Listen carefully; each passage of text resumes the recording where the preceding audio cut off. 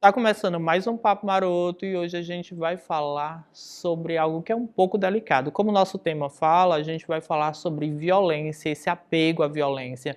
Só que por uma outra ótica, a ótica da comunicação. E para bater esse papo maroto de hoje, a gente convida e fala com Luan Santana. Ele que atualmente está como doutorando pela Universidade Federal do Ceará, tem o seu mestrado pela Universidade do Piauí e pesquisa direitos humanos, né? Dentro da comunicação e pelo viés da comunicação.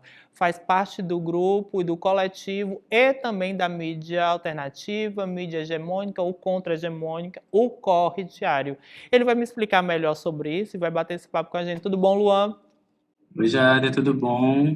Mais uma vez um prazer estar contigo, né? Batendo esse papo, trocando ideias, né? Sempre importante falar sobre esse assunto. Tô empolgado.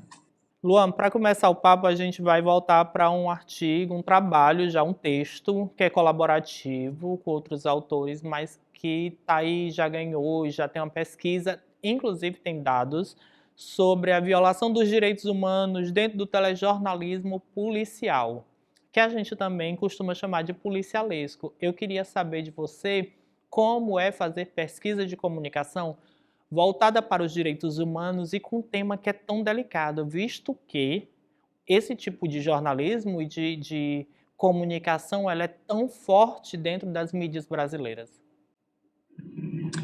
Jade, como você falou, né? É muito forte na mídia do Brasil, mas no Piauí, especificamente, né? Ele ganha uma repercussão ainda maior, né? Então, as principais emissoras de TV do estado tem aí na sua grade de programação, né, os programas policiais como seus carros-chefes, digamos assim, né?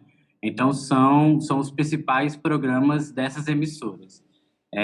E, na grande maioria das vezes, utilizam, né, desse espaço de uma forma sensacionalista até, né, para ganhar audiência, para criar um espetáculo, né, para fazer do jornalismo também uma encenação ali, para que aquilo ali, de alguma forma, seja melhor absorvido pelas pessoas, né? Mas tratando esse tema que, como você falou, é tão delicado, né? Mas de uma forma muito banal, né? Banalizando a morte, banalizando a questão da violência, né? Não apresentando soluções concretas para o problema, né? Então só fica brincando e tripudiando em cima da morte, enquanto a gente vê o ascenso aí da violência e não se vê nenhuma discussão para superar isso, né? Então, assim, a pesquisa hoje em comunicação, ela busca refletir sobre qual que é o papel, né, que esses meios vêm cumprindo e, de fato, eles desempenham na nossa sociedade, né? E não é o papel que o jornalismo está, de fato, colocado aí ao longo da história, né, para cumprir, né, que é um papel de uma função social, né, de fato, defender a democracia, mas defender os direitos sociais, defender a população de uma forma mais ampla, né? E esse jornalismo, da forma como ele está, né, como você falou, não policial, mas policialesco, né, porque espetaculariza tudo, é grotesco até, ele não cumpre esse papel, né? Na verdade, ele vem só com uma função de reforçar as violações dos direitos humanos tão presentes já na nossa sociedade, né? E fazendo o papel contrário, porque a gente deveria era denunciar as violações dos direitos, né? E esse jornalismo está potencializando isso ainda mais, né? É possível a gente imaginar um outro caminho para esses veículos de comunicação e para esse tipo de comunicação? Quais seriam esses caminhos, Luan? Na sua pesquisa atual ou na sua pesquisa até este momento, você tem diagnosticado alguma saída, algum caminho viável para se construir uma outra comunicação menos violenta? É uma pergunta difícil, né? Porque a comunicação ela não se separa, né, do conjunto das relações sociais, da sociedade, né? Então, para a gente mudar essa lógica de comunicação, a gente também precisa mudar a lógica como a gente enxerga as coisas, né? Como tem uma professora da UF, a professora Maria Sueli, que ela gosta muito de falar, né? A gente precisa mudar a memória coletiva das pessoas, né? Da sociedade. Então, qual que é a memória coletiva que a gente tem hoje, né? E aí, quando ela fala em memória coletiva, ela fala o quê, né? Do- não seria necessariamente o senso comum, mas é a forma como a maioria das pessoas enxergam a sociedade, né? E, infelizmente, essa cultura da violência, né, e essa ideia de que só se combate violência com mais violência, né, é uma ideia que, de alguma forma, já está impregnado aí, né? Então, a gente precisa desconstruir isso, né? Talvez não é a comunicação ela tem um papel importante para a gente quebrar esses estereótipos, né? E aí eu acredito muito que as mídias alternativas, independentes, né, públicas, têm uma função muito importante nesse processo, porque elas não estão atreladas ao mercado, elas têm uma outra lógica de funcionamento e elas conseguem, de uma forma mais aprofundada, né, questionar isso, né? Questionar qual é o papel delas próprias, né? Qual é o papel da mídia alternativa, qual é o papel da mídia pública, né, dentro da sociedade. E eu acho que a partir daí a gente vai construindo esses caminhos, né? E aí eu acho que isso tudo passa por um processo que a gente vem há muito tempo discutindo, né? Que é de democratização dos meios de comunicação, de fato, né? De um controle social mais rigoroso dos meios de comunicação. Ou seja, logo, essas emissoras são emissoras particulares, né? Privadas, mas elas têm uma concessão pública para funcionar, né? Então não é só como elas querem, né? Existe ali uma concessão e essa concessão diz o que é que ela pode e o que é que ela não pode fazer, né? E essa concessão não diz que essas emissoras podem violar os direitos humanos, por exemplo, né? Na verdade, diz o contrário, né? Diz que tem que defender os direitos e a sociedade. E não está fazendo, né? Só porque a gente ainda não tem uma legislação tão rígida, né? Que consiga punir essas emissoras, punir os jornalistas que, de alguma forma, né? Prestam esses serviços, né? Então, falta um pouco disso, né? De um modo mais amplo, né? Pensar em como a gente consegue, né, criar uma outra memória coletiva de sociedade, ou seja, como é que a gente consegue pensar uma outra sociedade menos violenta, né? E aí isso inclui a comunicação. E numa esfera mais restrita, assim, pensar a legislação que a gente precisa mudar, né? Como que a gente pode efetivar aí um controle social da mídia, a participação, de fato, das pessoas, né, dentro dos processos de produção de comunicação, né? São discussões que talvez são caminhos aí, né? Mas que ainda precisam de muita discussão, né? E de uma vontade política para fazer acontecer, né? Que é o que a gente nunca viu. A gente, na história do país, a gente só teve uma Conferência Nacional de Comunicação, foi lá em 2009, né?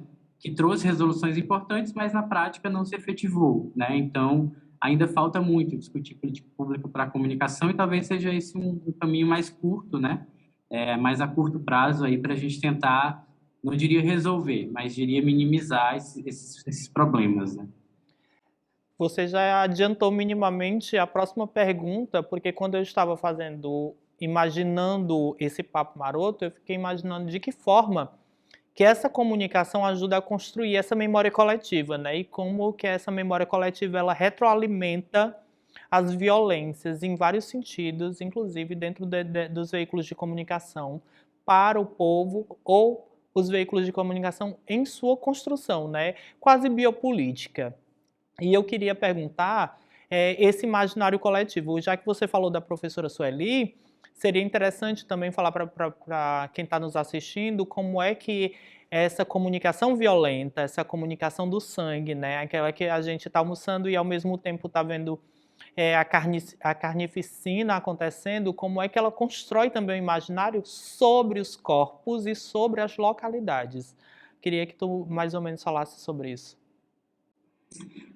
Eu acho que esse é um dos aspectos mais delicados, já, talvez, porque ele envolve a emissão, né, da mensagem pelos meios de comunicação, mas também como as pessoas estão recebendo isso, né, e como que elas absorvem isso que está chegando, né. Então, a gente vê que esse jornalismo eles têm algumas características, né. Então, eles costumam ser os apresentadores, né, os próprios repórteres, né, costumam ser muito brincalhões, né, então fazem daquilo com uma certa graça, né, falam da morte com uma leveza, entre aspas, né, ou com brincadeiras, né, que talvez não sejam para aquele momento, para aquele espaço ou para aquele assunto, né, e de uma forma muito popular, né, então muito próximo da linguagem das pessoas, por exemplo, nos bairros periféricos, que infelizmente é onde acontece ainda está envolto aí nesse estigma da violência, né, de uma forma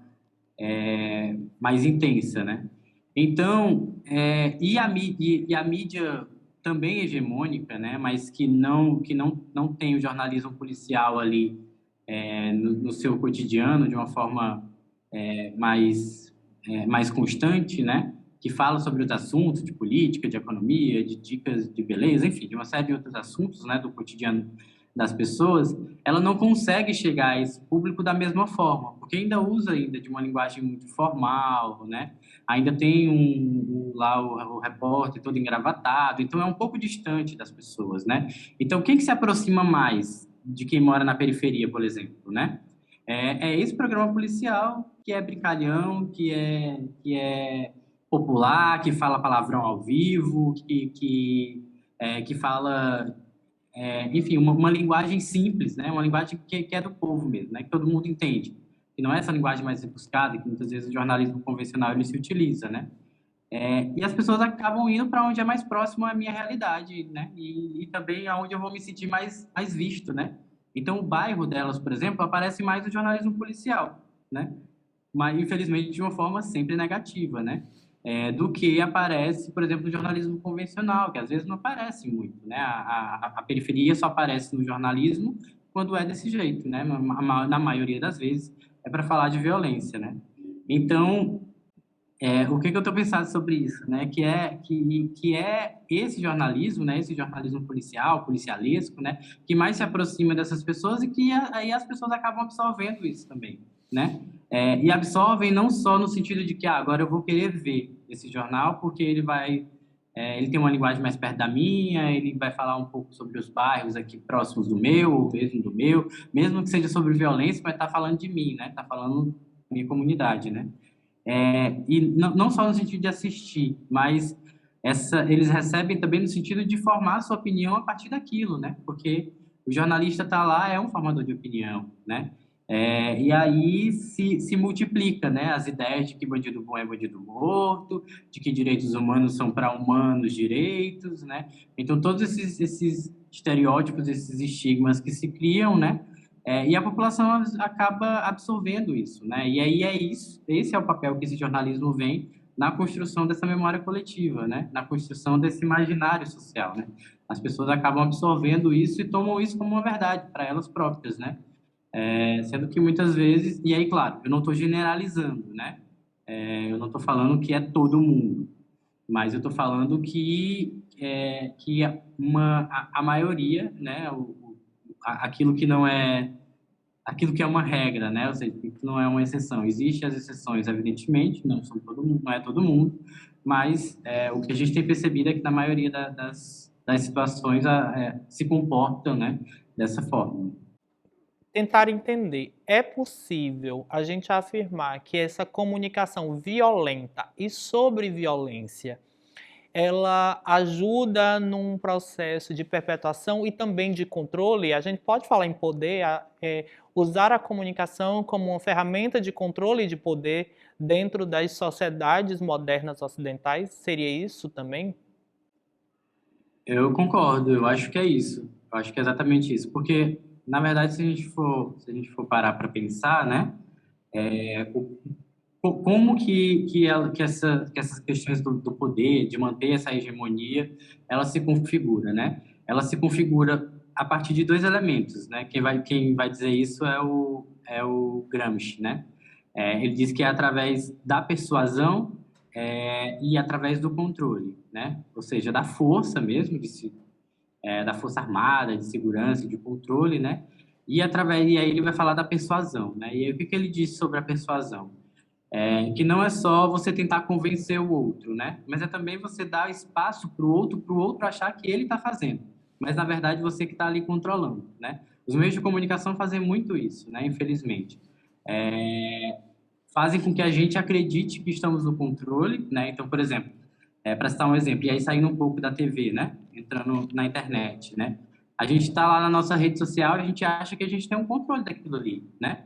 Mas e que aquilo ali a gente controla muitas coisas das nossas vidas, né?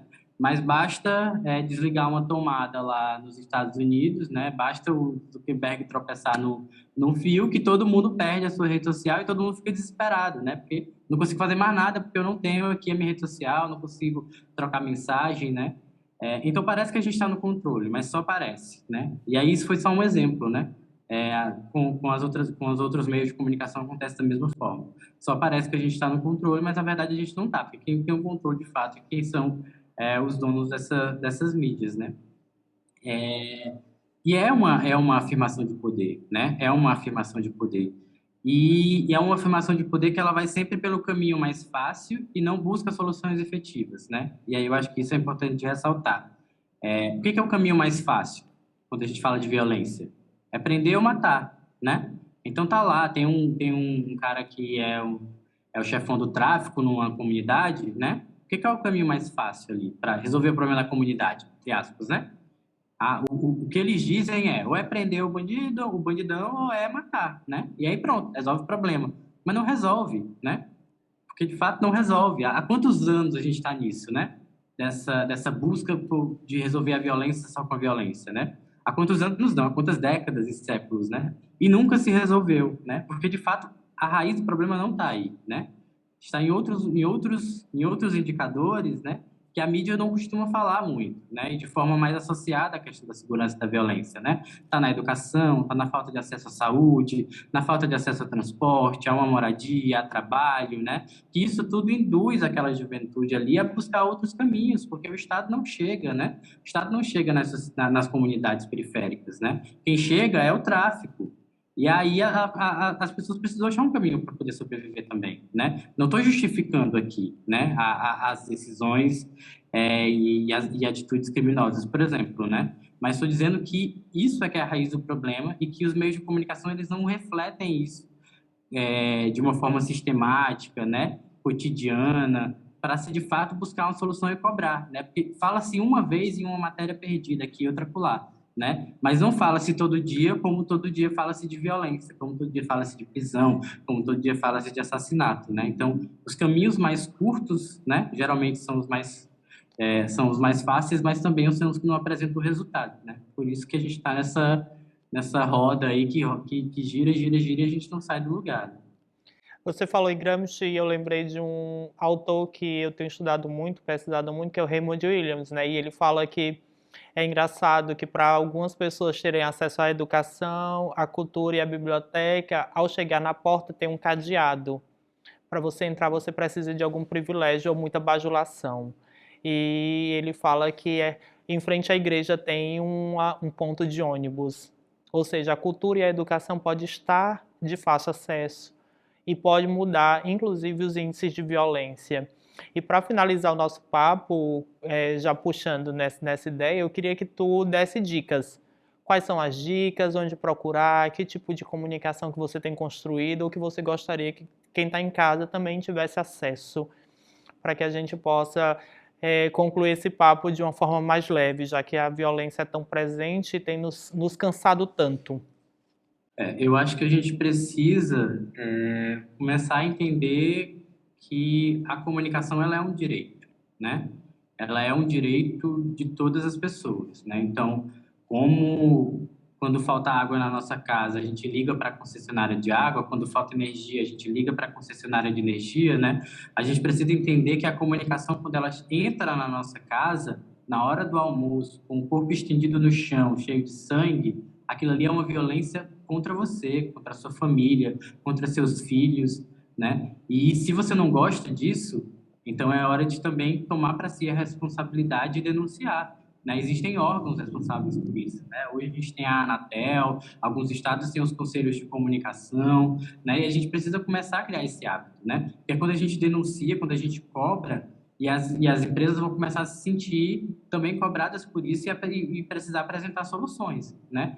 É, e isso eu falo do acesso que a gente tem a essas mídias mais convencionais, né? Mas também é preciso que a gente compreenda que existem outras mídias, né? E a comunicação, ela é bonita por isso, né? Porque ela é plural e ela existe múltiplas formas de se fazer comunicação, né? E eu tenho apostado muito na importância do jornalismo alternativo, do jornalismo comunitário, né?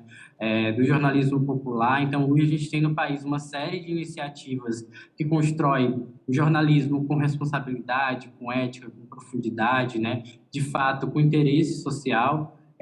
que são as mídias alternativas, né? E aí, para citar algumas, Mídia Ninja, Intercept, Jornalistas Livres, a Pública, né? Então, são algumas desses veículos nacionais, majoritariamente eles estão hoje na internet, né? Que tem construído perspectivas muito importantes aí para a comunicação e refletido sobre temas muito importantes também. E apresentado soluções concretas, né? Ou pelo menos cobrado essas soluções. Localmente, né, eu construo uma iniciativa também de jornalismo alternativo, que chama Corre Diário, né? Como você falou no começo. Nós somos uma plataforma de comunicação popular e colaborativa, né? Então, pode ser construída por qualquer pessoa que tenha uma afinidade com o nosso modo de pensar e a linha editorial, né? A gente vem numa perspectiva mais crítica, né? Refletindo sobre isso, a gente não quer refletir só sobre o corpo que está estendido no chão, né? Sobre o assassinato na Zona Norte ou um assassinato na Zona Sul, né? Mas a gente quer refletir sobre quem são essas pessoas, né? Quem é que está morrendo? Qual é a cor de quem está morrendo? Qual é a idade de quem está morrendo? Por que está morrendo? Né? Qual que é o papel do Estado nisso? Né? Qual que é o papel da sociedade civil? E a gente vem, junto com outras iniciativas, né, pensando e refletindo mais profundamente sobre isso. E eu estou falando aqui especificamente da questão da segurança, da violência, né, que é o tema, mas a gente reflete sobre todos os aspectos, né, do nosso cotidiano, e que é importante aí para a gente criar outras perspectivas, né? E quem sabe aí, de alguma forma, contribuir para a construção dessa outra memória coletiva, né? De um outro imaginário social não tão violento como o que a gente vive, né, hoje. Queria agradecer demais esse papo maroto, e a gente já viu que a gente poderia estender o papo, e a gente precisa estender esse papo, tanto nas redes sociais da TV Assembleia, quanto nas minhas redes sociais, ou da do Luan, ou do Corre Diário. É interessante todo mundo dar uma procurada, pesquisar, comentar, e também gostaríamos de ouvir o seu retorno. É muito importante para a gente que está construindo uma outra comunicação entender o seu ponto de vista. Muito obrigado, Luan, mais uma vez. Eu fico muito grato em dividir esse espaço com você. Eu que fico, de verdade. Eu acho que você está trazendo sempre temas muito importantes para a gente discutir e pensar, né, a partir de outras óticas também, né, de outros pontos de vista. Muito obrigado, é um prazer. E para você que está em casa, antes de voltar para o estúdio, a gente fica aquele questionamento. Não é só a comunicação normativa ou a comunicação das empresas de comunicação que são violentas. Pense nas fake news, pense também o que você tem feito nas redes sociais. Você está fazendo uma comunicação violenta? E é com esse questionamento que a gente volta para o estúdio, porque ainda tem muito mais assunto para rolar.